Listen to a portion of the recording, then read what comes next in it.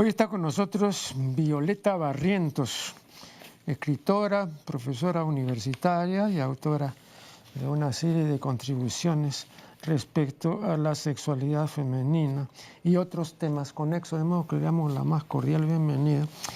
Y voy a someter en primer lugar a su consideración lo siguiente. En 1982, los investigadores Lacoste, Utansem y Holloway descubrieron que el cerebro femenino era anatómicamente distinto del cerebro masculino, porque en la última parte, ¿no?, de la separación interhemisférica, ¿no?, el cuerpo calloso era más ancho y más largo.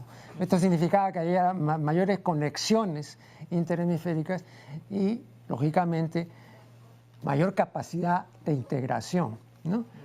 Lo cual presentaba pues un distingo llamativo respecto al cerebro masculino, que está menos integrado, o sea, está más lateralizado, y por eso el hombre separa lo que la mujer trata de unir, hablando en términos generales, ¿no? Pero esto me pareció un hallazgo muy significativo, pero como todos los hallazgos importantes, esto no tuvo ninguna difusión. Bueno, salvo en los círculos pues académicos, ¿no? Pero recuerdo que José Ingeniero, si no me equivoco, José Ingeniero, dice que la impopularidad es el destino de todas las verdades, ¿no? No hay verdades populares, ¿no? Y esto de acá ha pasado inadvertido, ¿no? Y las más de las personas, incluso las personas cultas, desconocen esto, ¿no? Pero plantea una serie de consideraciones, ¿no?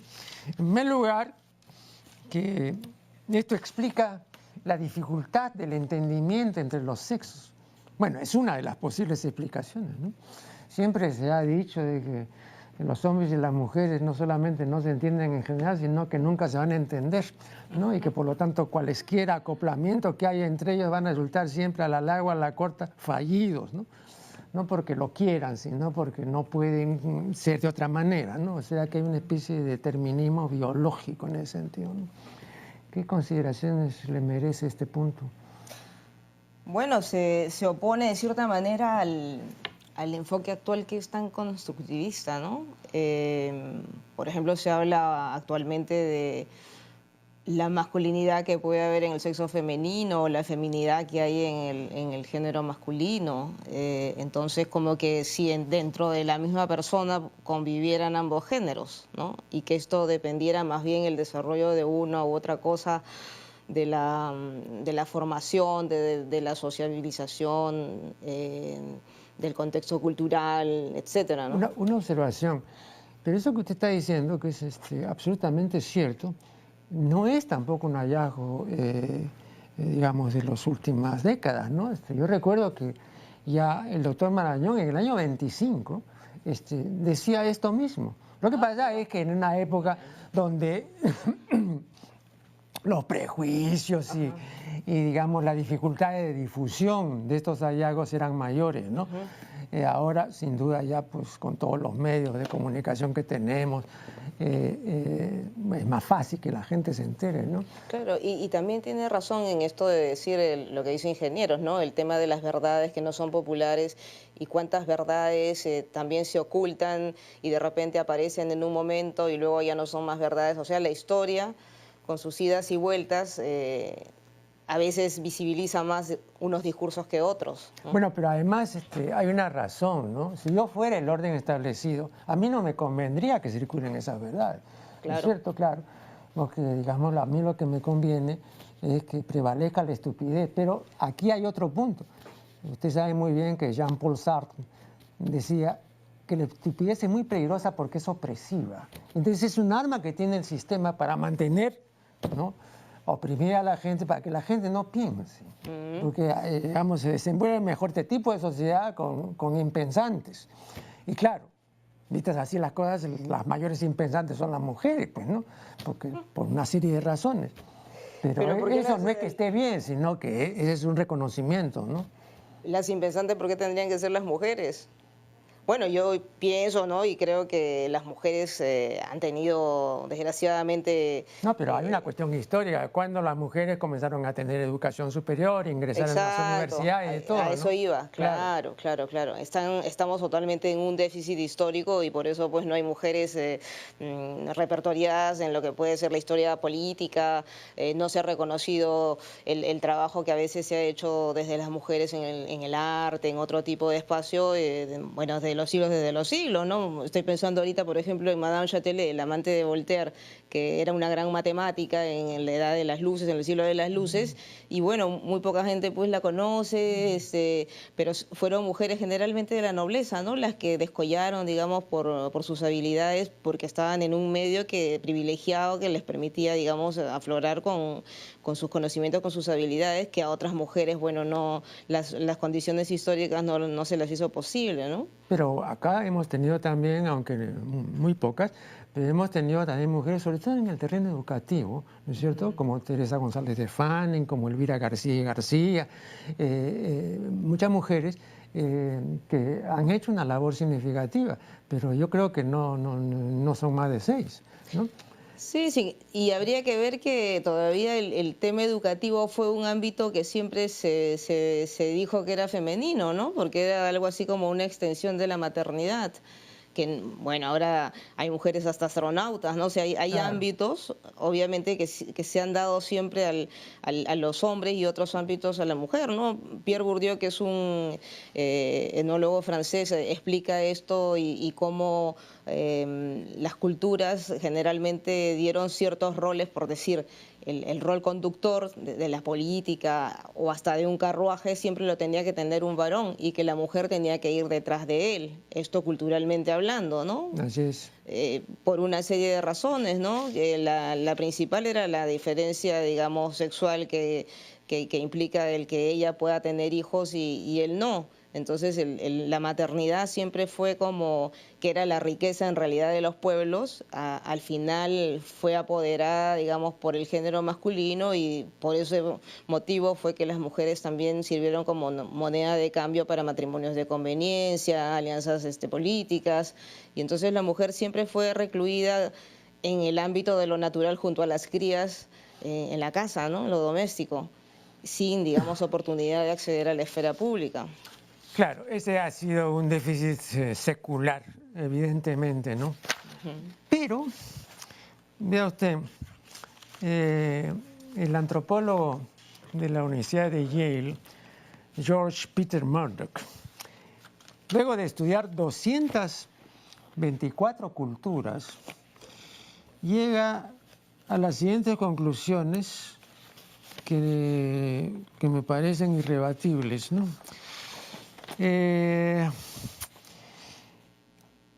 Guerrear, labrar metales, cazar, pescar y comerciar son ocupaciones principalmente masculinas. No digo exclusivamente, pero principalmente son ocupaciones masculinas, ¿no? Pero los trabajos domésticos y la alfarería también en parte y cosas así son principalmente femeninos en 224 culturas, ¿no? O sea, en todas las culturas hay también una separación, ¿no?, de ocupaciones, ¿no? O sea, Sí. claro, esto de acá, pero sobre todo esto otro, ¿no? Estas ocupaciones, digamos, que exigen mayor fuerza, mayor dedicación. No necesariamente porque Pero justo... dígame, yo he tratado de averiguar aquí, por ejemplo, en esta época, cuando yo me enteré de este informe, aquí no tenemos herreras. Y cuando yo busqué, había una herrera que era hija de un herrero. Claro. ¿No? Una, pero una pues es como ninguna, ¿no? Si somos millones de habitantes, ¿no? Luego, otra cosa que también me sorprendió mucho, no hay marineras. Y no se les prohíbe a las mujeres. Según el informe de la OIT, que lo he consultado, la marinería femenina activa en el mundo oscila entre el 1 y el 2%. O sea, absolutamente la mayor parte. Claro, pero me parece que son cuestiones... Pero no se les prohíbe a las mujeres Sí, sí, pero ya a estas alturas, o sea, después de 2000 años que han habido marineros hombres, a estas alturas todavía una mujer no puede ingresar como al gremio porque nunca fue establecido culturalmente que una mujer hiciera ese tipo de oficios, por lo que estábamos diciendo un poquito antes, ¿no? O sea, el hecho de la maternidad femenina que se da, la maternidad es universal, o sea, no hay cultura donde la mujer no tenga hijos, ¿no? Y sea ella la que dé a luz a los hijos, ¿no? Entonces, ese es un hecho universal y ese es el hecho material universal que ha hecho que una cultura se diseñe sobre esa diferencia, ¿no? Pero vea, las razones o pseudo razones, por ejemplo, en un caso bien concreto de la no participación de la mujer en la marinería, son insostenibles. Por ejemplo, los hombres dicen, ¿no? Y esto sí es mayoritario, de que las mujeres traen mala suerte en el mar. Bueno, pero perdón, usted se puede reír, yo también, pero esas creencias tienen un peso tremendo. Claro, no son tonterías, no, sino a nosotros nos parecerán tonterías, pero y sabemos que no es así. Sí, pero la creencia rige, ¿no? Y entonces el hecho de que la mujer pueda traer mala suerte, entonces es suficiente para no darle entrada. Claro, son construcciones ideológicas. Claro, pues. pero que son reales, ¿no? Que son reales, no, porque, bueno... Pero si no estarían pues las mujeres... Supersticiosa y bueno, creo que... Por ejemplo, es lo que dice, ¿no? Si usted va donde una bruja, le va a decir, seguramente que a usted hay mucha gente que no lo quiere y entonces lo va a tratar así de pinchar en forma de un muñequito, ¿no? Pero si usted no cree en brujería, no le va a pasar nada, ¿no? Entonces, todo está en la cuestión de tratar de vencer la superstición. Entonces, no habría como un asidero de decir, eso es cierto. Vamos a hacer acá una primera interrupción y ya regresaremos.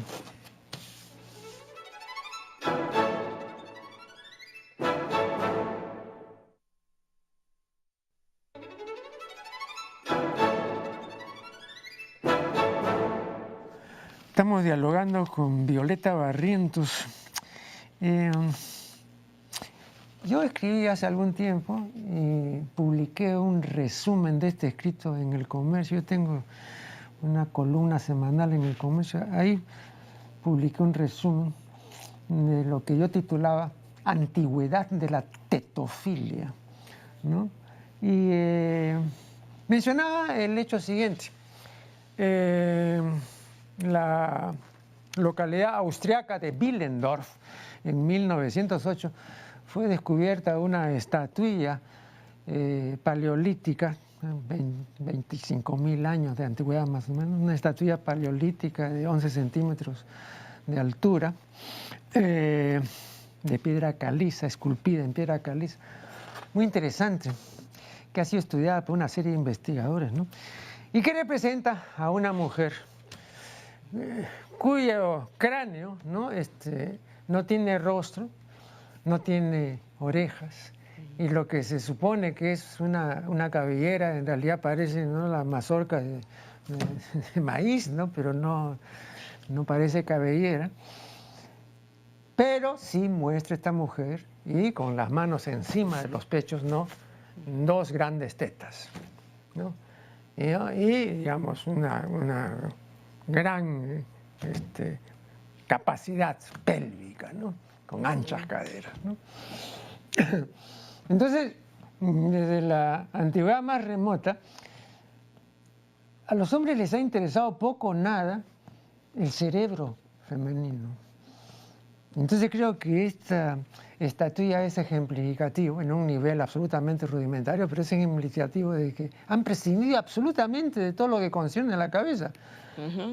Pero han resaltado, ¿no?, de una manera impresionante, ¿no?, lo que concierne a la reproducción, ¿no? Bueno, lo interesante es que esta tetofilia siguió, se mantuvo y sigue absolutamente vigente. Recuerdo que el gran escritor Emil Ludwig decía: lo primero que el hombre, término medio, lo primero que el hombre le mira a la mujer después de verle el rostro son las tetas. Lo primero. Como si en ellos, digamos, obedeciese a un reflejo automático, ¿no?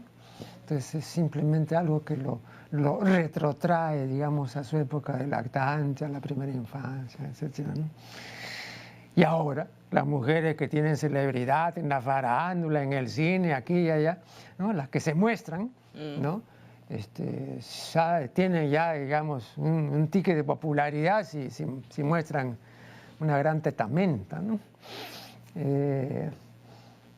¿Cuáles cree usted que son las razones o las sensaciones de esta persistencia inmarcesible de la tetofilia? Bueno, yo diría que así como la mujer probablemente está representada por unas caderas abundantes y senos del mismo tamaño, pues el tamaño de este cuerpo es inversamente proporcional a quien lo ha creado, que es el cerebro masculino, tal vez, ¿no? Entonces, el cerebro masculino hasta ahora no se da cuenta de que las mujeres representadas por él simplemente han sido reducidas a una cuestión de objeto, ¿no? Porque el hecho de que primero se les haya representado de esa manera, pues no sé hace cuántos miles de años, quería destacar la cuestión de la maternidad, obviamente, ¿no? Que era lo más impresionante probablemente para el hombre de Neandertal, ¿no? Y este hombre parece que no hubiera evolucionado porque sigue pensando en que la mujer es la misma cosa, o sea que durante el tiempo y los siglos que han pasado, a pesar de ellos, a pesar de la cultura y la democracia y demás, sigue siendo la mujer objeto, ¿no? Hace poco, por ejemplo, me entrevistaron acerca de lo que opinaba yo sobre el cuadro que había dentro de un restaurante de parrilla aquí en Lima, que representaba a una mujer desnuda dentro de un paquete, digamos, de bistec, ¿no? Entonces, el arte feminista ha tratado de hacer una parodia y de decir, bueno, así nos han pintado siempre, ¿no? O sea, nosotros seguimos siendo este bistec, este cuerpo, estas nalgas solamente, ¿no? Este objeto carnal que sirve para el semental y para tener hijos, ¿no? Entonces, esta cultura patriarcal, ¿no? Esta representación patriarcal no parece que modificara sus criterios y abriera los ojos a una nueva realidad de las mujeres, ¿no? Por las que me imagino que ellas seguirán haciendo un arte más de choque para poder ser vistas, ¿no? De repente nos toca a nosotras más bien representar el tamaño de los cerebros masculinos que nos representan así, ¿no? Pero permítame una observación relativa al arte pictórico. Por ejemplo, ¿usted cree que un Rubens, ¿no? y que sus rollizas, ¿no? Mujeres, ¿no? Rubens las pintaba porque había, digamos, que era movido por un prejuicio, ¿no? La Venus de Velázquez no es precisamente una dama delgada, ni mucho menos, ¿no? O sea, digamos, hay un gusto de época, claro, ¿no? Y ellos, que eran grandes maestros del arte, bueno, representaban ese gusto, ¿no? Artísticamente, ¿no? Sí, sí, sí. Sí, el que una mujer sea representada delgada o de más peso ya depende del gusto de la época. El prejuicio es otra cosa, ¿no? O sea, el prejuicio que de repente pueda tener un pintor, así como no lo puede tener. Yo no podría hablar de un prejuicio, digamos, en la cabeza de Rubens por el hecho de presentar a las mujeres desnudas, ¿no? Además, las mujeres desnudas que él muchas veces representa son diosas, por ejemplo, ¿no? No son, digamos, la reina, no aparecen desnudas ni nada por el estilo, ¿no? Así que, bueno, lo del prejuicio se manifiesta más que nada con una suerte así de violencia social que viene desde la discriminación pues hasta la violencia física, ¿no? Y hablando también, porque yo no creo que solamente hay que ver qué piensan los hombres sobre las mujeres, sino cómo se representan ellos mismos, yo me interrogaría más bien por la ausencia de representación de los cuerpos masculinos. O sea, los hombres jamás se representan ellos mismos desnudos, ¿no? Salvo que hayan sido también figuras de la mitología griega, pero hay una ausencia, ¿no? del cuerpo, y eso da que pensar. Y si uno mira, por ejemplo, la literatura, se da cuenta que pues los autores que por ejemplo poetizan sobre cuerpos masculinos generalmente son homosexuales, porque no hay, digamos, varón que tenga el valor suficiente como para poetizar sobre su propio cuerpo. Eso es como un tabú muy fuerte, ¿no? O sea, yo diría, pues el cuerpo de quien domina la representación, el cuerpo del amo, no puede ser develado, ¿no? Es un tabú. Pero, por ejemplo, todos los siglos idos, ¿no? Ha habido siempre esta insistencia en la mostración del cuerpo femenino, ¿no? Pero como objeto de arte, ¿no? Pero yo no veo ahí una intención, ¿no? de reducir lo femenino a, digamos, a esta desnudez, ¿no? Claro, lo que pasa pues es que el tomar a la mujer, digamos, como modelo, como musa, eso es una interiorización ya del patrón cultural, ¿no? O sea, si miramos los siglos anteriores a la rebelión feminista del siglo XX, porque el feminismo y la causa de las mujeres es algo que se sostiene sobre toda la historia, pero que asume su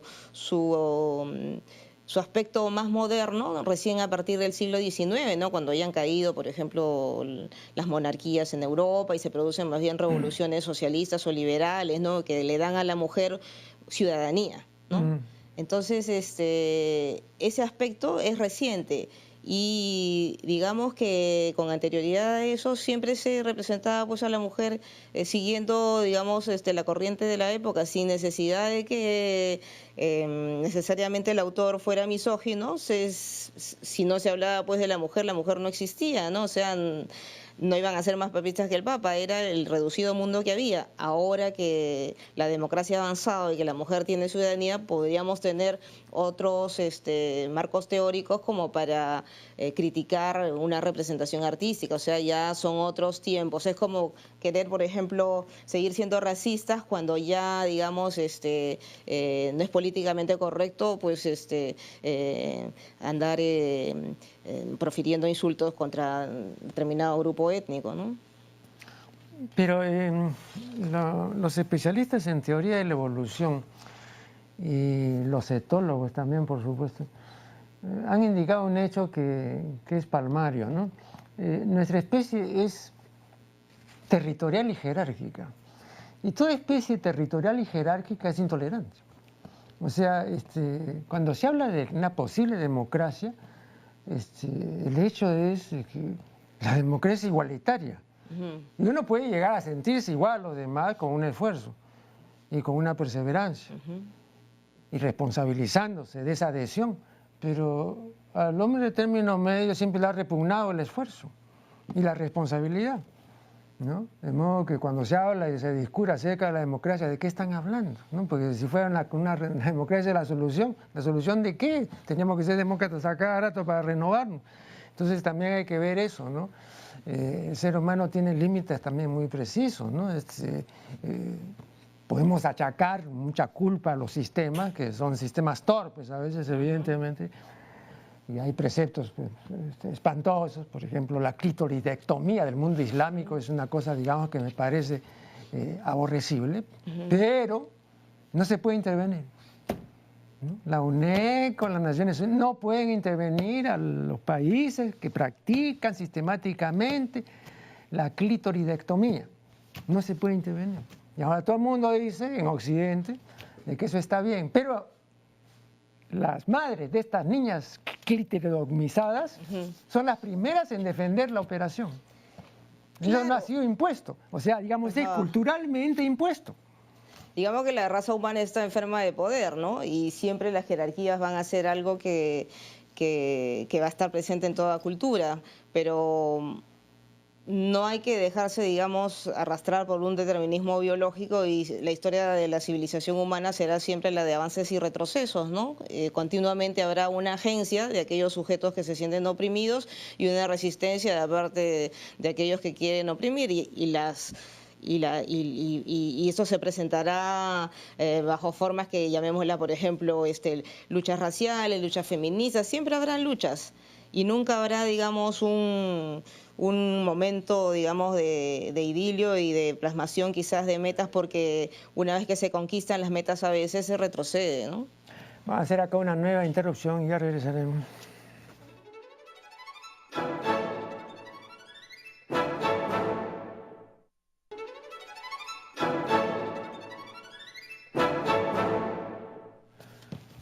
Seguimos dialogando con Violeta Barrientos. Yo recuerdo que hace 50 o 60 años, ¿no? Aun cuando el uso del condón ya estaba poco más o menos que difundido, pero no estaba tan difundido como lo está ahora, independientemente del incremento poblacional, ¿no? Incluso he conocido a personas, a una de ellas, recuerdo, una persona que tiene una gran experiencia sexual, ya falleció, que pertenecían a la época donde tener una enfermedad venérea y particularmente la sífilis, ¿no? Era, digamos, tener un grado militar importante, ¿no? De modo que en esa época, digamos, yo todavía en el colegio, todavía recuerdo yo que nosotros nos reíamos porque, bueno, eran comunes las blenorragias, ¿no? Entonces ese era el grado mínimo, ¿no? Y entonces siempre se hablaba, digamos, de que acá es un soldado raso, ¿no? Pero antes no. Incluso tengo testimonios del antiguo México, donde la realeza, digamos, tenía esto como una manifestación característica de realeza, ¿no? O sea, la enfermedad sexual, ¿no? No como una maldición, sino como una bendición, ¿no? Claro, el enfoque, digamos, higiénico o higienista y médico o pagmédico es muy posterior. Pero una época donde, digamos, las dolencias de este orden eran signos de realeza. Tengo la información correspondiente, ¿eh?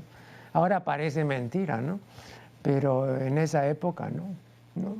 Hay que también ver, pues, la época, digamos, anterior de los papas, ¿no? No se puede comparar a lo que después fue el papado, ¿no? Imagínese usted, pues, a un Julio II, ¿no? A papas de ese calibre, ¿no? Ya no los hay, ¿no? Pero los hubo, ¿no? Entonces, igual aquí, ¿no? Creo que tenemos ahora una sexualidad, ¿no? Con gente que informa sobre lo que es debido en materia sexual y gente que habla y aconseja a las parejas conyugales, ¿no? Etcétera. Y nunca dicen lo que puede ser incomodante. Nunca he oído yo cuando una pareja consulta, ¿no? Sobre ciertas desavenencias de carácter sexual o cosas por el estilo. Y nunca dice una verdad de afolio, ¿no? Que bueno, no hay que ser Colón, pues, para decirlo, ¿no? Entre todos los estímulos conocidos, el que se desgasta más fácilmente y con mayor facilidad es el estímulo erótico. Entonces, pues, que viene una pareja conyugal y espera quedarse, digamos, atrayéndose el uno al otro 20 años, pues está en la calle, pues, ¿no? Bueno, pero eso ahí, eso es subversivo.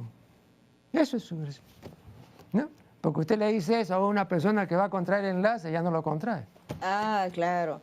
Bueno, estas enfermedades como marca de prestigio más bien contrastan mucho con la cuestión del SIDA, por ejemplo, que... No, pero este es muy anterior. Era, claro, ¿no? Claro. Pero que después ya fue una enfermedad de transmisión sexual, más bien que señalaba un estigma, ¿no? Que revelaba, digamos, una determinada identidad sexual. Así es. Lo otro es como una suerte de coronación a la heterosexualidad, ¿no? A una heterosexualidad así, que se da el lujo de pasar por todas partes y de regresar victoriosa de la guerra, pues, ¿no? Así es. Ahora, lo que me dice de medidas higiénicas, porque también al hacer una familia es una medida higiénica, pues, o sea, es decir, voy a llegar, o sea, si seguimos la creencia, por ejemplo, cristiana, ¿no?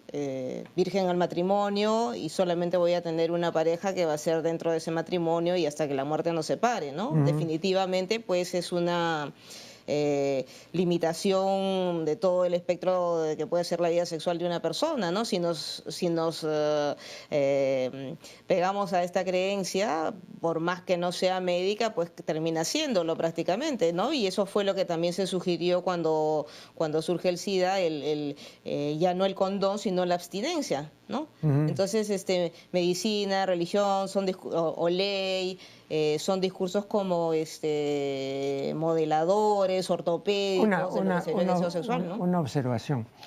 Entre los métodos anticoncepcionales se suele mencionar la abstinencia, pero técnicamente no es así, porque los métodos anticoncepcionales son los que permiten la copulación heterosexual sin que se produzca la impregnación consiguiente y luego la respectiva preñez, ¿no? Pero en el coito, siempre.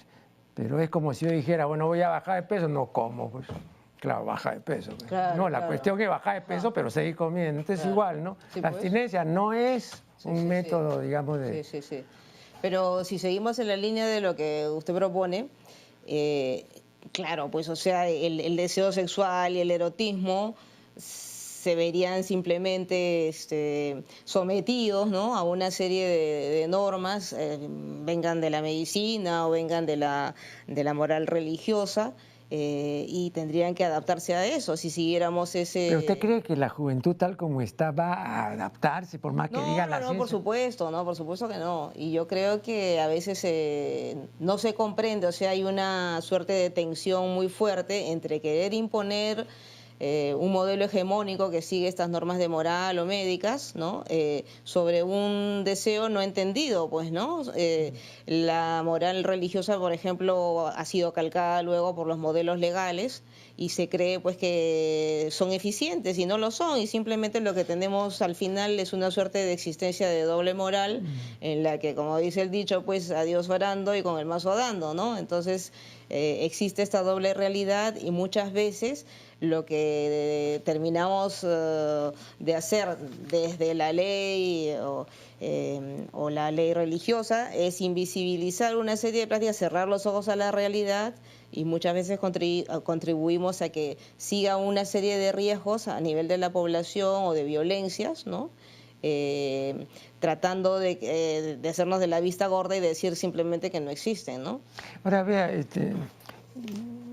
años atrás, cuando yo comencé a investigar el tema, me sorprendió mucho las diferentes modalidades de interacción sexual que había y que no había en mi tiempo, ¿no? Choque y fuga, el amigo consentido. Ahora, una serie de otras cosas por el estilo, donde es casi, digamos, una sexualidad anónima, ¿no? El choque y fuga es anónimo, porque usted con esa persona no vuelve a tener relación sexual, ¿no? Claro. El amigo consentido, ¿cuándo iba a haber un amigo consentido? ¿No? Donde yo le permito que tenga el acceso y todo, pero que no tiene que hacerlo a escondidas, etcétera. Sí, pues antes, por ejemplo, el choque y fuga está prácticamente limitado a un ámbito homosexual, ¿no? Yo me acuerdo de una frase que decía Michel Foucault, ¿no? El cortejo homosexual está prohibido en la calle, de manera que tú te vas a tu casa con alguien y recién después, cuando se despide al día siguiente, le preguntas cómo se llamaba, si es que le llegas a preguntar, ¿no? Totalmente anónimo. Y eso estaba, bueno, era una práctica, se supone, de individuos varones homosexuales. Ahora pues está, digamos, popularizada entre los dos sexos. Y eso se debe, me parece, a toda esta revolución feminista, ¿no?, que ha alborotado los antiguos márgenes, digamos, de la sexualidad, y que yo no creo que ya tenga marcha atrás, ¿no? Pero ¿cómo se explica? Y le voy las últimas evaluaciones que ha hecho Cedro sobre el particular, el aumento de los embarazos indeseados en muchachas adolescentes y el aumento respecto a la edad del inicio sexual, ¿no?, que antes estaba en 12 o 13 años y que ahora está ya en 9 y en 10. O sea, ahora el inicio es antes, ¿no? Y eso, digamos, en un lapso de 2 generaciones, no más. Porque yo recuerdo cuando yo he hecho investigaciones al respecto, en la década del 80 no había eso, ¿no? Claro. O sea, que eso es posterior. Tampoco en la década del 80 las mujeres comenzaron a tomar en público, antes no tomaban en público, ¿no? Entonces también eso va con el hecho de que nunca había tenido este acceso, ¿no? Al trago, así de una manera pública, ¿no? Lo que pasa pues es que los canales de la cultura popular ahora se han multiplicado mucho más y los modos de vida han sido alterados a una velocidad tremenda, ¿no? Ahora ya no se viven cambios intergeneracionales, sino intrageneracionales, o sea, vivimos en una aceleración constante. Si usted, por ejemplo, hablaba pues 10 veces por teléfono durante un día hace 30 años, hoy día responde, no sé, 100 mensajes, responde no sé cuántas llamadas telefónicas, etcétera. Entonces, vivimos en una era de la aceleración total, ¿no? Y entonces, ¿qué ocurre? Que los jóvenes, al menos de este país, ¿no? Púberes sobre todo, están bombardeados constantemente por imágenes sexuales, ¿no? De los medios, de los periódicos, de la televisión, lo que oyen en la calle, además que vienen ya de otros países, etcétera. Eso no se puede parar, ¿no? Pero de otro lado tenemos que la misma población juvenil carece de los instrumentos necesarios porque a otra velocidad se mueven las estructuras legales, a otra velocidad se mueven los cambios, por ejemplo, de las culturas religiosas. Y entonces, por ejemplo, el conservadurismo hace que hasta ahora no tengamos una buena educación sexual en el colegio, que implique también una suerte de respeto entre ambos géneros, masculino y femenino, que fortalezca al femenino, que le baje la agresividad al masculino, una serie de cuestiones que deberían aceptar el propio cuerpo, por ejemplo, desde pequeños. Son reformas educativas que han ido introduciendo, por decirle, países acá cerca, Argentina, ¿no? Entonces, desde la edad inicial, a los niños se les inculca, bueno, el conocimiento de su propio cuerpo, la aceptación de su sexualidad, de no ver esto como con un susto, ¿no? Y poco a poco ir entrándole al tema de una manera, digamos, sin tabúes y sin, digamos, miedos, ¿no?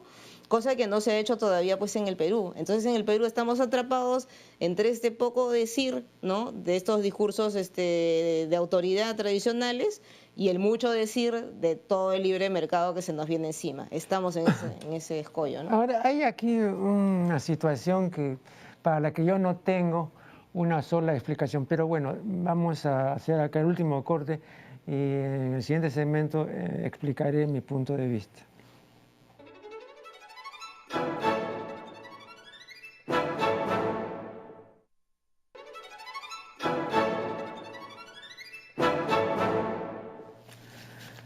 Este es el último bloque, una entrevista a una distinguida representante del movimiento feminista local, Violeta Barrientos. Aquí hay una que dice lo siguiente: el Comité de Derechos Humanos ha sostenido que los estados no tienen la obligación, en virtud del derecho internacional, de permitir el matrimonio homosexual. No obstante, la obligación de proteger a las personas de la discriminación por razón de la orientación sexual, ¿no?, es pues una razón más que suficiente para que se proteja a estas personas, ¿no? Y para que tengan estas relaciones, ¿no?, como lo tienen, dices tú, las parejas heterosexuales, more uxorio. Y yo me fijé en esta expresión more uxorio. No es una cita tuya, sino es una cita de otra persona, de Fraser, creo, de una tratadista Fraser. Bueno, uxor en latín es la esposa. Entonces me pareció significativo que esto de acá, more uxorio, es a la manera de la esposa. Pero como en la pareja homosexual no existe de esta conyugalidad, con estos términos por lo menos no existe, pues, entonces la persona, digamos, que en esta pareja vendría a ser la esposa, ¿no?, o sea, la uxor, ¿no? Entonces es a la manera de la esposa, pero sin serlo. Creo que esto es ejemplificativo de que no tienen una institución y entonces toman en préstamo la institución del matrimonio heterosexual, ¿no? ¿Qué posibilidades hay de que lo homosexual se institucionalice? No solamente que se reconozca y que se proteja, está bien, pero que se institucionalice, porque una cosa es el matrimonio heterosexual y otra cosa es la relación homosexual. Bueno, las luchas por una situación de reconocimiento de parejas, ¿no?, homosexuales llegan recién a partir de la pandemia del SIDA, ¿no? Por este tema de la mortandad y que empiezan a surgir una serie de problemas familiares, ¿no? Y es ahí donde recién, digamos, se empieza hacer preguntas sobre el estatus del sujeto homosexual y su discriminación, porque antes un poco que la idea era, ok, hay una cultura homosexual que está al margen de otra, pero finalmente es también un mundo donde está permitida la transgresión, también es una posibilidad de liberación sexual, ¿no? Y no, digamos, una suerte no se piensa en ese momento en una suerte de reivindicación de derechos igualitarios, aquella sociedad normada de la cual, digamos, a uno no le interesaba, ¿no? Entonces, ahora también la pregunta es que estas reivindicaciones por la igualdad clausuran ese deseo de rebeldía, por ejemplo, ¿no? A nivel de los estados, lo que se ha ido reconociendo paulatinamente ha sido, bueno, el derecho a no ser discriminado fue la primera cuestión, porque antes se penalizaba la homosexualidad, ¿no? Incluso, se penaba con la muerte. Claro. En la Biblia, digamos. Sí, sí, sí. ¿No? Y en Occidente históricamente ha sido penalizada con la cárcel, ¿no? En Europa misma, ¿no? Hasta ahora todavía las penas continúan en el África, en el Caribe, ¿no?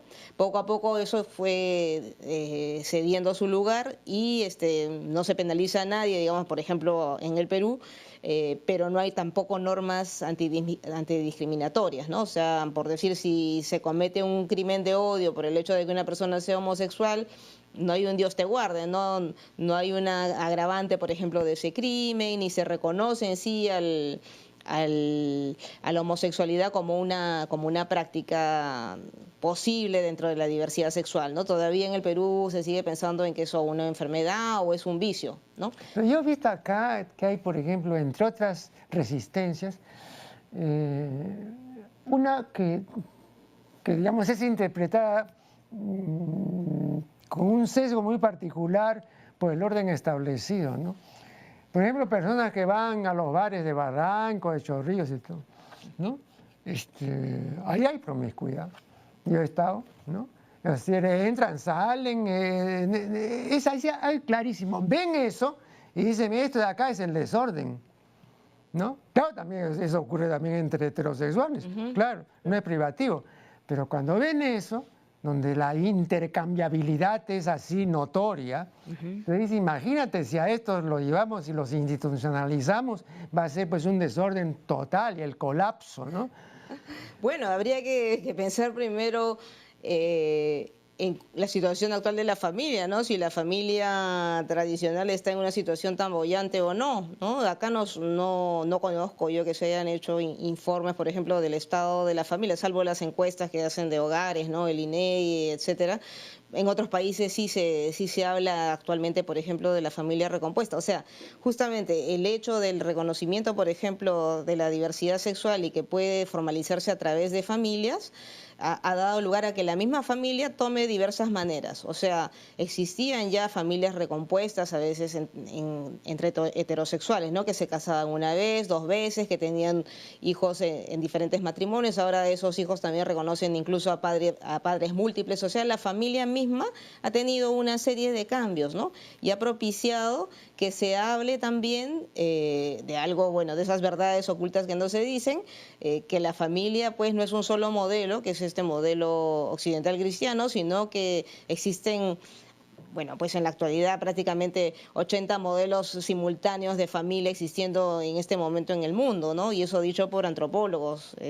Entonces, simplemente no debería llamarnos la atención de las mutaciones familiares porque probablemente simplemente sea una cuestión de reorganización de estructuras, ¿no? En una necesidad más bien de inclusión social y no de exclusión jerárquica de grupos privilegiados sobre otros. Pero yo veo, por ejemplo, la lectura que puede hacer un hombre en término medio del orden establecido, ¿no? Una pareja de homosexuales que adopta a un niño. Entonces la lectura inmediata y simplista es, bueno, este niño va a ser también homosexual, pues, ¿no es cierto? Porque va a terminar, ¿no? Los que han adoptado, ¿no? Diciéndole, pues, de la conveniencia, etc. Ahora, eso, por los pocos estudios que yo conozco al respecto, no es así. Pero lo otro es un prejuicio. Claro. O sea, antes del hecho, yo ya sé que eso va a salir mal. Entonces, cuando se quiere demostrar de que no tiene malas consecuencias, más bien lo que se hace para el gran público es reforzar la creencia contraria, ¿no? Entonces, ¿cómo salir de ese callejón? Bueno, en el Perú lo que ocurre muchas veces es que tenemos una sociedad primero, si hablamos de urbes, muy pequeña, ¿no? Porque la única ciudad prácticamente que se podría decir gran ciudad y esto es Lima, ¿no? Todo el país está centralizado. De Lima sacamos cuántos niveles, digamos, cuántos sectores sociales que están en constante efervescencia, digamos, de conocer otros mundos, cuántos son los peruanos que salen al exterior. O sea, me refiero a que vivimos en un mundo muy pequeño, ¿no? Entonces, lo que conoceremos acerca de las familias probablemente sea una cuestión muy pequeñita y seamos más reacios a mostrar, digamos, una voluntad de cambio o de inclusión. Estamos acostumbrados al viejo modelo del siglo XIX todavía, en que los monstruos tenían que ser invisibilizados. Entonces, si usted tenía, por ejemplo, a un hijo con discapacidad mental o física, lo tenía que esconder en su casa para, digamos, decir que su familia gozaba de buena salud. Si usted tenía obviamente a un hijo homosexual, hacía lo mismo, ¿no? Entonces hemos vivido en ese modelo y creo que seguimos insistiendo en ese mismo modelo, en ese cruel modelo de excluir a determinadas personas, de, digamos, transitar por las mismas calles que todo el mundo y de gozar de los mismos derechos que todo el mundo, ¿no? Entonces, pero yo creo que con el prevalecimiento de las redes y con la internet y todo, el cuento ese ya no lo van a creer, no lo creen los muchachos, ¿no? Yo creo que sí, las nuevas generaciones ya no van a poder creer en eso porque la velocidad de la comunicación cambia los espíritus y es justamente por eso que ahora vemos manifestaciones en la calle que son, bueno, las de los sectores más modernos, pues, ¿no? Las edades fluctúan generalmente de 30 años para abajo y son los sectores A, B y que son los más favorables a cualquier cambio de esta índole, ¿no? En cambio, los sectores C, D, E generalmente son los sectores que, por ejemplo, desfilan en la calle defendiendo a una familia tradicional, a un modelo, por ejemplo, que sigue la iglesia evangélica, etcétera, ¿no? Es otro sector social distinto, ¿no? Más conservador. Yo siempre he dicho, ¿no? Entre chanzas y veras, que esta posibilidad de que haya una relación homosexual o que la haya de carácter heterosexual, ¿no?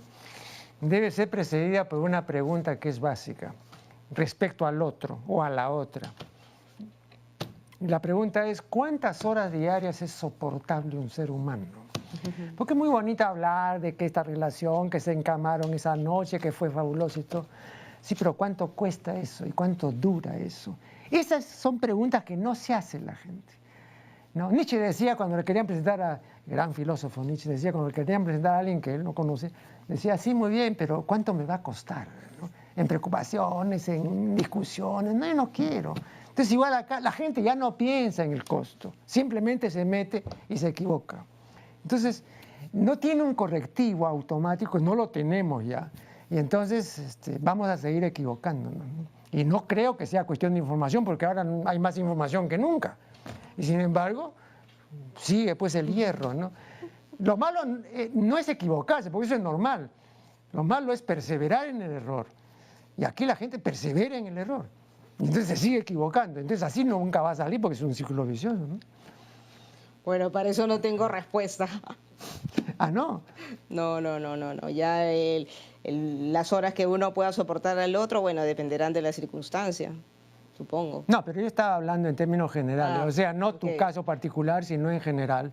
Y en general los estudios, muy pocos, pero que se han hecho estudios, consideran que el otro o la otra es soportable, y creo que es así, 4 horas diarias. He conversado esto con muchas parejas que trabajan, y la verdad es esa, pues se ven prácticamente, dejan de verse a las 8 de la mañana, se ven nuevamente a las 6 de la tarde, bueno, comen algo, ven televisión hasta ahí, a las 10 están en la cama. ¿Cuántas entonces? Claro, es que es lo que conversábamos hace un rato, ¿no? La cantidad atiborra, pues, ¿no? Claro. Entonces, el goce muchas veces se mantiene de otra manera, ¿no? No simplemente con la cantidad, o sea, no hay que abusar del indicador cuantitativo.